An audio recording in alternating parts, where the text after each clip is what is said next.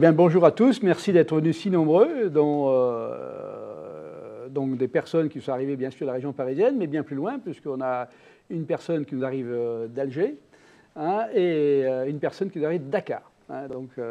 C'est une réunion du MEP, la réunion technique que l'on fait chaque année. On a fait plusieurs villes en France. On a fait, avant de venir chez vous, Lille, Lyon et Colmar. Et on continuera par Nantes et Bordeaux la semaine prochaine. Voilà, donc cette réunion, je la veux essentiellement technique. Je vous présenterai certaines nouvelles fonctions d'AutoCAD MEP. Et donc je vous invite à intervenir dès que vous voyez poindre une question qui vous intéresse. N'hésitez pas à intervenir. Donc parmi vous, il y a des utilisateurs avertis d'AutoCAD MEP, donc ils vont poser des questions qui les intéressent directement dans leur production de tous les jours.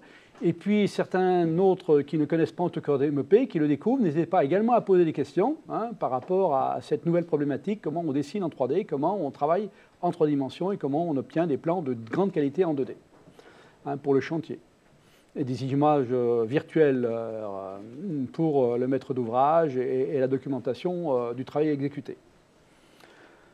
Voilà, donc ici à l'écran, vous avez le plan d'une chaufferie réalisée par un bureau d'études dans l'ouest de la France qui a fait ce plan. Il en fait régulièrement toutes les semaines des plans de grande qualité. Et vous voyez, c'est un garçon qui n'a pas fait de formation chez nous et il a fait des plans tout à fait cohérents. Et bien sûr, par rapport à ce plan-là, il a la liste de matériel, il a les coupes, il a tout ce qu'il faut pour pouvoir faire préfabriquer et faire exécuter sur le chantier dans des délais très courts ce type d'installation.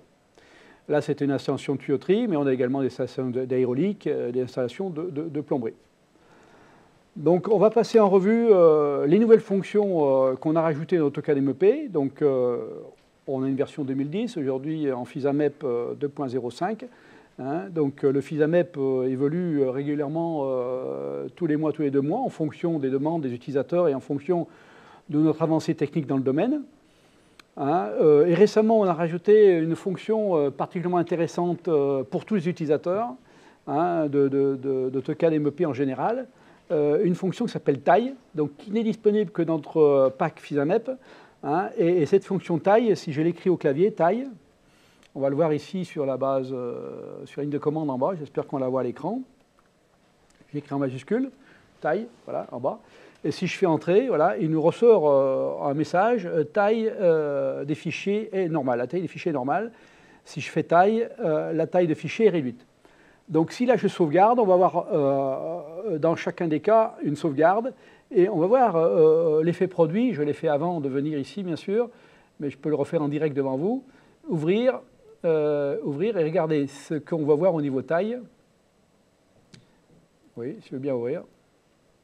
Voilà, et donc, vous voyez qu'ici, on voit en taille normale, on est à 21 MO, et en taille réduite, on est à 10 MO. On a quand même gagné 50%. Dans certains cas, on va gagner jusqu'à 70%. C'est énorme. Alors, on ne perd rien du tout, bien sûr, dans cette sauvegarde. Simplement, on limite la sauvegarde à la base nécessaire à la reconstitution de l'image. On ne sauvegarde pas toutes les BMP intermédiaires nécessaires à la représentation. C'est pour ça qu'on gagne de la place, bien entendu. Ça n'altère pas du tout le fichier, la qualité du document. Simplement, ça permet de gagner, d'une part, en sauvegarde sur disque, et d'autre part, en rapidité de chargement et sauvegarde. Voilà. Ça, c'est une des commandes majeures qu'on a rajoutées dans la version actuelle. Également, on a rajouté dans la version actuelle la palette énergétique. Ici, voilà, énergétique, c'est cette palette ici, avec un export GBXML. On verra comment ça fonctionne avec AutoCAD MEP. La liaison avec le logiciel de calcul thermique réglementaire TTH 2008. Et puis finalement, l'importation des déperditions et des résultats de climatisation et les étiquettes énergétiques qu'on pourra faire apparaître directement dans le plan.